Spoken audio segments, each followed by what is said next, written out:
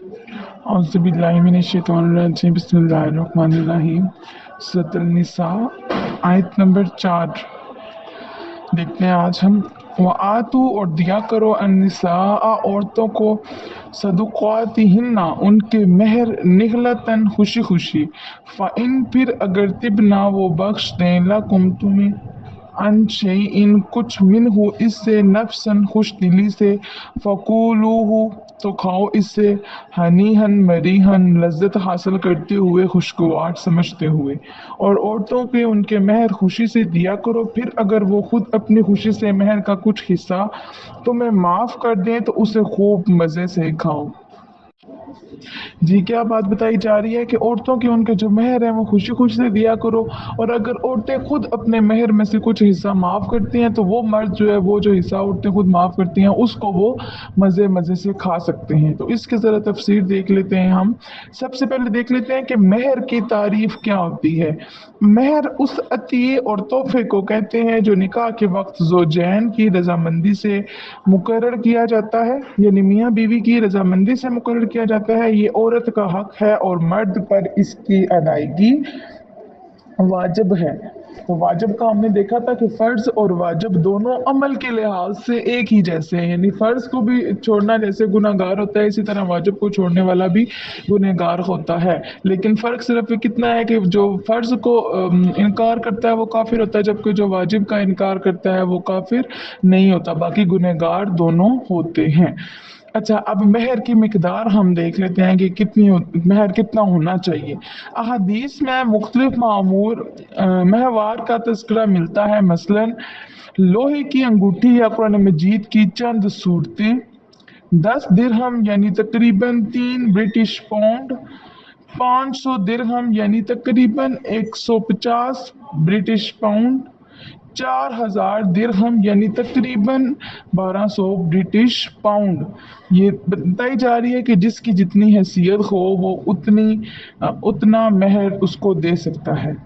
इन अहादीस से मालूम होता है कि अगर मर्द मस्कीन है तो लोहे की अंगूठी या कुरान मजीद की चंद सूरतें भी मेहर बन सकती हैं। मिसाल के तौर पर वो नौजवान लड़कियां और लड़कियां जो साल साल से मुहाजिर कैंपों में पड़े हुए हैं और रोटी कपड़े के लिए भी गैरों के मोहताज हैं, उनके पास मेहर की रकम कहाँ से आएगी। और अगर मर्द साहिब इस्तिताअत है तो वो कार और कोठी भी मेहर में दे सकता है, यानी इसकी मिकदार का ताल्लुक मर्द की हैसियत पर मुनहसर है। मेरे ख्याल में अगर मर्द साहिब इस्तिताअत है तो कम अज कम इतना मेहर ज़रूर दे जिसके साथ औरत अपने मेयार और इलाके के अखराजात के मुताबिक चंद माह आसानी से गुजार सके, यानी इसकी रिहाइश, खुराक और लिबास के अखराजात पूरे हो सके। मेहर की मलकियत, मेहर की हकीकी मालिक बीवी है। अगर वो अपनी मुकम्मल रजामंदी और खुशदिली के साथ पूरा मेहर या इसका कुछ हिस्सा अपने शोहर को माफ कर दे तो वो माल शोहर के लिए हलाल है और वो खुशी से इस्तेमाल कर सकता है। लेकिन अगर बीवी पर दबाव डालकर और उसे मजबूर कर मेहर माफ कराया तो वो मेहर माफ नहीं होगा। मेहर की ज़रूरत, इस्लाम पहला मज़हब है जिसने निकाह के वक्त औरत के लिए मेहर का इंतज़ाम किया ताकि तलाक या किसी और हादसे की सूरत में इसके पास इतनी रकम हो जिससे वो फौरी तौर पर अपनी कफालत यानी अपने पेट पूजा और अपने जो अखराजात है वो उठा सके और किसी मुतबादल इंतज़ाम होने तक उसे कोई मुश्किल पेश ना आए। उम्मीद है आपको यहाँ तक समझ आ गई होगी। यानी मेहर वो है कि जो जितना देगा उसको उतना ज़्यादा सवाब होगा, और अगर कोई गरीब है तो वो अपने इस्तिताअत के मुताबिक थोड़ा भी दे सकता है। नेक्स्ट देखते हैं आयत नंबर 5। भला और ना तूलू दे दो असफहा नादानों को अमवालकुम अपने माल, और नादानों को अपने वो माल ना दो। इसकी ज़रा तफसीर देख लेते हैं कि इस सूरत की आयत नंबर 2 में अल्लाह ताला ने सर पर सितों का हुक्म दिया कि वो यतीमों के अमवाल पूरी दयानतदारी के साथ उनके हवाले कर दें। अब यहाँ आयात नंबर 5 और 6 में माल की अहमियत, उसकी वापसी का वक्त और शराइत का जिक्र किया गया है। यानी माल कोई फजूल या बेमकसद चीज़ नहीं है बल्कि ये इंसानी ज़िंदगी का सहारा है। लिहाजा यतीमों के अमवाल کہ اس طرح حفاظت کرو جیسے تم اپنے اموال کی حفاظت کرتے ہو، اور یوں سمجھو جیسے وہ تمہارا اپنا مال ہے، اور نہ سمجھ یتیموں کے حوالے نہ کر دو، ورنہ وہ اپنے نادانی کے باعث اس کو ضائع کر دیں گے۔ البتہ اس مال سے یتیموں کے کھانے پینے اور لباس کا انتظام کرو، اور خوش اسلوبی سے انہیں بتاتے رہو کہ یہ مال تمہارا ہی ہے، ہم نے تمہاری بہتری کے لیے اسے سنبھال رکھا ہے، اور جب تم بڑے ہو جاؤ گے تو ہر چیز تمہارے حوالے کر دی جائے گی۔ نیز دنیاوی معاملات میں اپنی اولاد کی طرح یتیموں کی تربیت کرتے رہو، اور کاروباری معاملات میں ان کی آزمائش کرتے رہو۔ جب وہ بالغ ہو جائیں اور تم محسوس کرو کہ ان میں معاملات کو سمجھنے کا ملکہ پیدا ہو گیا، یعنی ان کی خصوصیت ان میں اتنی کوالٹی آ گئی ہے کہ اب وہ معاملات کو سمجھ سکتے ہیں، اور وہ اپنے نفع اور نقصان، فائدے اور نقصان کی تمیز، یعنی فائدے اور نقصان کو پہچان سکتے ہیں، تو پھر ان کے مال بغیر کسی کمی بیشی کے ان کے حوالے کر دو، کیونکہ کل تم کو اللہ تعالیٰ کے حضور پائی پائی کا حساب دینا ہوگا۔ اور مال سپرد کرتے وقت گواہوں کا انتظام بھی کرو، تاکہ بعد میں کوئی غلط فہمی یا بدگمانی جنم نہ لے۔ اس آیت سے معلوم ہوا کہ دین کے ساتھ دنیا بھی بچوں کو سکھانا ضروری ہے، تاکہ وہ دنیاوی کاروبار کو سمجھ سکیں اور اس دنیا میں باعزت اور خوشگوار زندگی گزار سکیں۔ التی جنہیں جعلا بنایا ہے اللہ نے لکم تمہارے لیے قیاماً سہارا، ورزقوہم اور کھلاؤ انہیں فیہا اس مال سے، وقسوہم اور پہناؤ انہیں، وقولو اور کہو لہم ان سے، قولاً بات، معروف بھلائی کی۔ جنہیں اللہ تعالیٰ نے تمہاری گزار اوقات کا ذریعہ بنایا ہے، البتہ اس مال سے انہیں کھلاؤ اور پہناؤ اور ان سے بھلائی کی بات کرو۔ یعنی یتیموں کے بارے میں بتایا جا رہا ہے کہ ان کے مال کا جو ہے ان میں سے ان کو کھلا بھی سکتے ہو، ان کو پلا بھی سکتے ہو، اور ان سے اچھی بات کیا کرو۔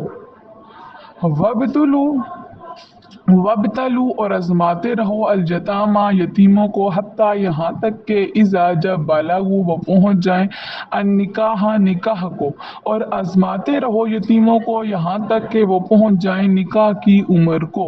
فإن پس اگر آنستم محسوس کرو تم منہم ان سے، رشدن دانائی یعنی عقل مندی، فدفعوا تو لوٹا دو الیہم انہیں، اموالہم ان کے مال۔ پس اگر تم محسوس کرو ان میں دانائی تو لوٹا دو ان کے مال۔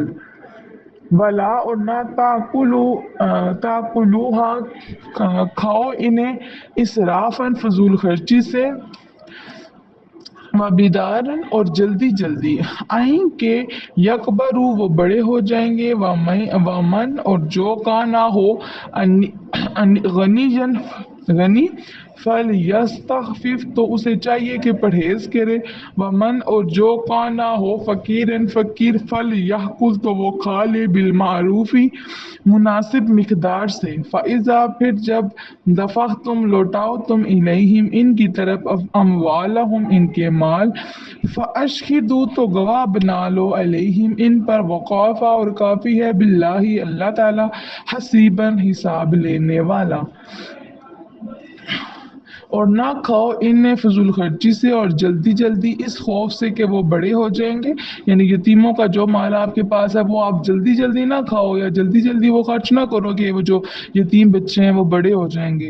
اور جو سرپرست غنی ہو تو اسے چاہیے کہ یتیموں کے مال سے پرہیز کرے، اور جو سرپرست فقیر ہو تو وہ کھا لے مگر مناسب مقدار سے۔ پھر جب لوٹاؤ تم ان کی طرف ان کے مال تو گواہ بنا لو ان پر، اور کافی ہے اللہ تعالی حساب لینے والا۔ للرجال مردوں کے لیے، نصیب حصہ، مما اس سے جو ترکہ چھوڑ گئے، الوالدان ماں باپ، والاقربون اور قریبی رشتہ دار، اور ماں باپ اور قریبی رشتہ دار کے ترکے میں سے مردوں کا حصہ بھی ہے، اور للنساء عورتوں کے لیے بھی، اور ماں باپ اور قریبی رشتہ داروں کے ترکے میں مردوں کا حصہ بھی ہے اور عورتوں کا بھی۔ اس کی ذرا تفسیر دیکھ لیتے ہیں کہ اسلام سے پہلے دنیا کے کسی معاشرے میں عورت کو وراثت سے حصہ نہیں ملتا تھا۔ یورپ میں اگر مرنے والوں کو وصیت کا موقع نہ ملتا تو میت کا بڑا بیٹا ساری جائیداد کا مالک بن جاتا، میت کی بیوی، بچیاں اور چھوٹے بیٹے سب محروم رہ جاتے۔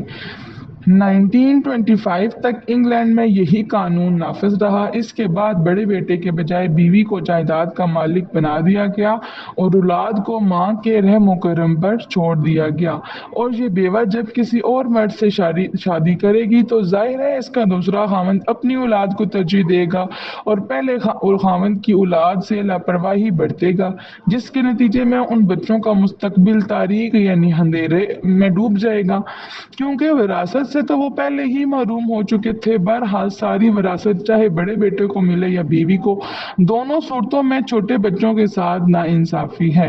اسلام میں عورت کے حق وراثت کی طرف اشارہ کرتے ہوئے پرنس چارلس کہتا ہے کہ قرآن نے مسلمان عورتوں کے وراثت و جائیداد، طلاق کی صورت میں تحفظ اور کاروبار کرنے کے جو حقوق 1400 سال پہلے بیان کیے تھے، ان میں سے بعض 1925 تک برطانیہ میں نافذ شمار ہوتے تھے، یعنی برٹش عورتیں ان حقوق سے محروم تھیں۔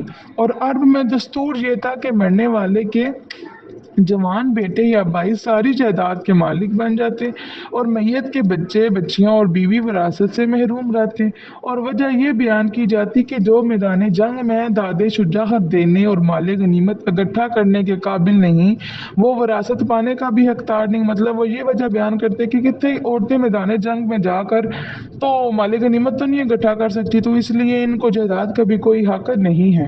حالانکہ عورت اور کم سن بچے یعنی وہ بچے جو بھی چھوٹے ہیں وراثت کے زیادہ مستحق تھے تاکہ وہ اپنی ضروریات زندگی پوری کر سکیں، لیکن ان کے ساتھ یہ ظلم و ستم رواج پذیر تھا۔ تفسیر قرطبی اس رخ زمین پر اسلام پہلا مذہب ہے جس نے 1400 سال پہلے عورتوں اور بچوں کو بھی وراثت قرار دیا، ہر ایک کی ضرورت کے مطابق ان کے حصے مقرر کیے جو آگے آیت نمبر 11 میں مذکور ہیں یعنی ذکر کیے گئے ہیں۔ نیز بڑے بیٹے کی تخصیص ختم کر کے سب چھوٹے بڑے بیٹوں کو اپنے باپ کی وراثت میں برابر کا شریک بنایا۔ تخصیص ہوتا ہے کسی کو خاص کر دینا، جیسے بتایا جا رہا تھا کہ پہلے ساری جائیداد بڑے بیٹے کے لیے خاص تھی، مطلب صرف اسی کو ملتی تھی یا بیوی کو مل جاتی تھی۔ تو اسلام نے بڑے بیٹی کو جو تخصیص تھی بڑے بیٹے کو الگ کر کے اس کو ہٹا کے جائیداد چھوٹے بڑوں سب میں ایکول تقسیم کر دی۔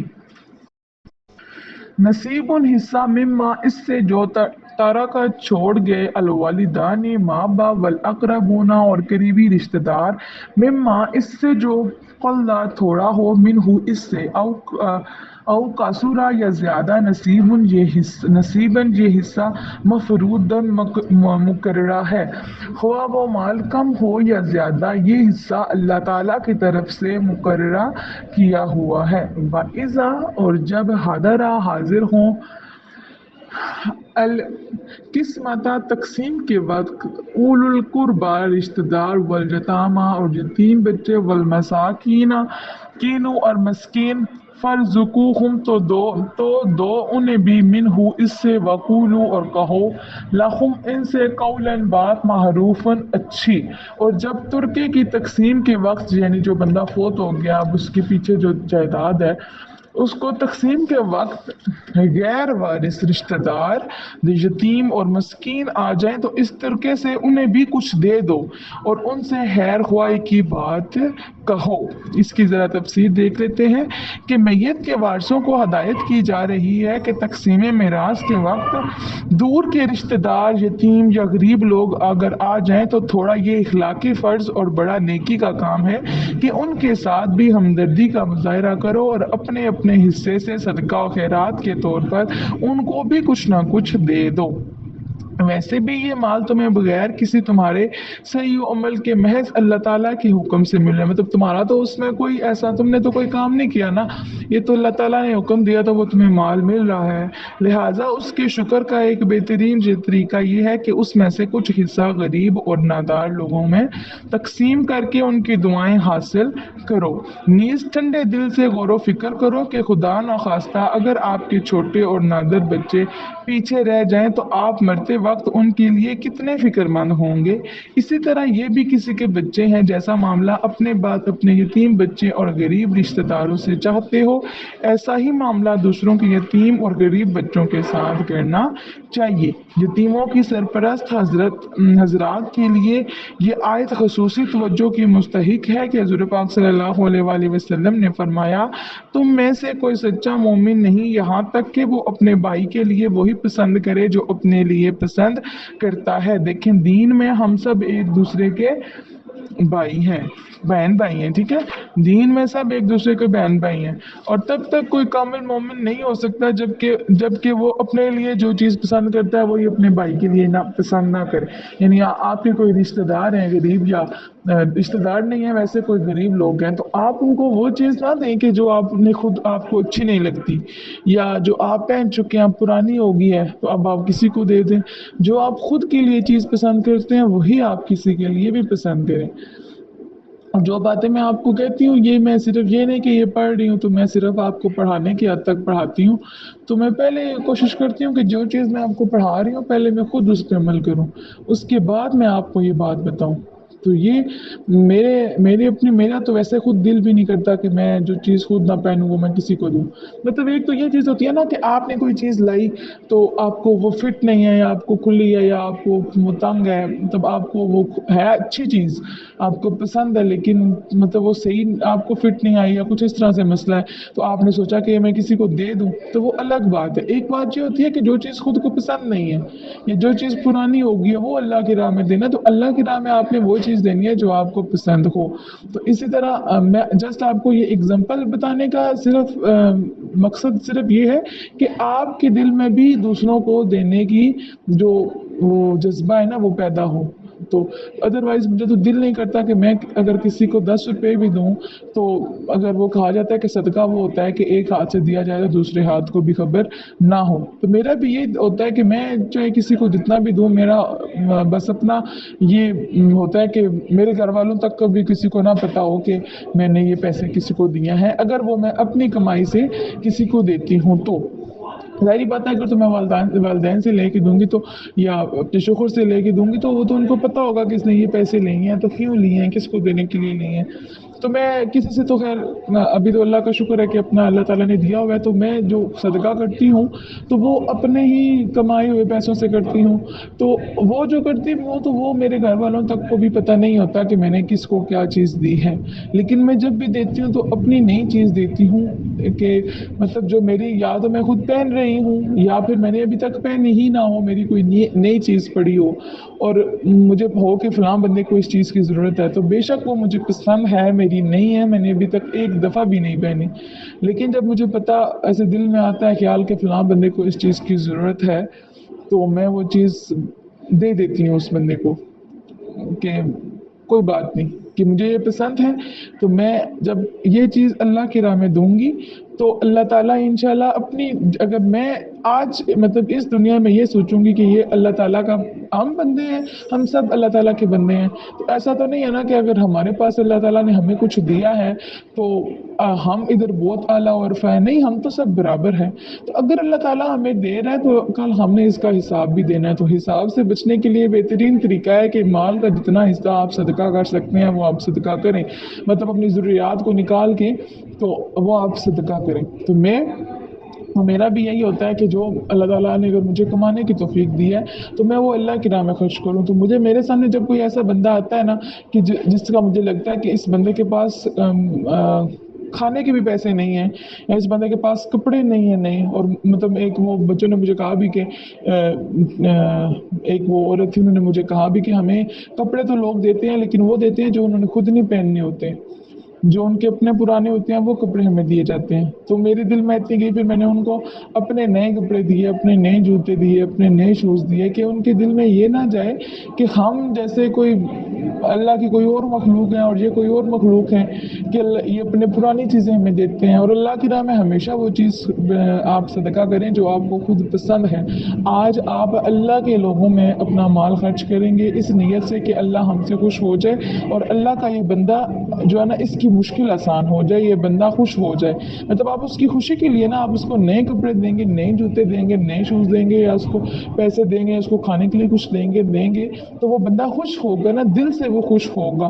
तो जब आप जब किसी को खुश करेंगे इस दुनिया में, तो इंशाल्लाह क़यामत के दिन अल्लाह ताला हमें भी इसी खुशी के सदके, इसी जो हम नेकी करते हैं, इसी नेकी के सदके अल्लाह ताला हमारे गुनाह भी माफ़ फरमाएगा और अल्लाह ताला इंशाल्लाह हमें भी खुश करेगा कि इस बंदे ने फ़लाँ बंदे ने फ़लाँ बंदे को, मेरे फ़लाँ बंदे को खुश किया था, तो आज मैं उसकी मदद करूं। इस बंदे ने फ़लाँ बंदे की मदद की थी, तो अल्लाह ताला क़यामत के दिन हमारी भी मदद फरमाएगा। तो इस दुनिया में अगर आपके पास अल्लाह ने आपको दिया हुआ है, आप अपने बल्कि जो बच्चे हैं वो अपनी पॉकेट मनी से ही कुछ ना कुछ सेव करके रखा करें, ताकि आपके अगर क्लास में या आपके इर्द गिर्द कोई ऐसे लोग हैं जो आपको पता है कि वो गरीब है, नहीं वो अफोर्ड कर सकते। कि पाकिस्तान में तो ऐसे बहुत से लोग हैं जो मतलब 3 वक्त का खाना भी नहीं खा सकते, तो आप ज़रूर उनकी हेल्प आउट किया करें। अल्लाह ताला आपको इसका अजर अजीम अता फरमाएगा। नेक्स्ट देखते हैं, वल यख्शा, टेक का सेकंड प्लीज। अच्छा, हम आयत नंबर पढ़ रहे थे जी, आयत नंबर 8 हमने कर लिया। अब आयत नंबर 9 हम करते हैं। वल यख्शा, और चाहिए कि डरे, अल्लज़ीना, जो लौ तराकू, अगर छोड़ जाते, मिन से खल्फी, हम अपने पीछे, सुर्रियातन, बच्चे, धियाफन, कमज़ोर, खाफू, वो फिक्रमंद होते, अलैहिम, इनके मुतल्लिक, फल जत्तकू, पस चाहिए कि वो डरें, अल्लाह, अल्लाह से, फल यकूलू, और कहें, कौलन, बात, सदीदन, बिल्कुल दुरुस्त। और जो यतीमों के सरपरस्त हैं और सोचें कि अगर छोड़ जाते वो अपने पीछे छोटे छोटे कमज़ोर बच्चे, तो वो कितने फिक्रमंद होते हैं इनके मुतल्लिक।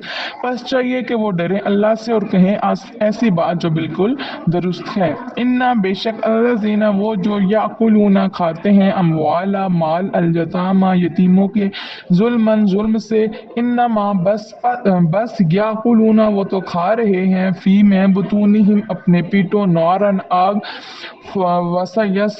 वसयस लौना, और वो अनकरीब दाखिल होंगे, सहीरन, भड़कती आग में। बेशक वो लोग जो खाते हैं यतीमों के माल जुल्म से, वो तो बस खा रहे हैं अपने पीठों में आग, और अनकरीब वो दाखिल होंगे भड़कती हुई आग में। उम्मीद है आपको यहाँ तक समझ आ गई होगी। अल्लाह ताला से दुआ है कि जो हम पढ़ते हैं उस पर अल्लाह ताला हमें अमल करने की भी तौफीक अता फरमाए। वमा अलैना इल्लल बलागुल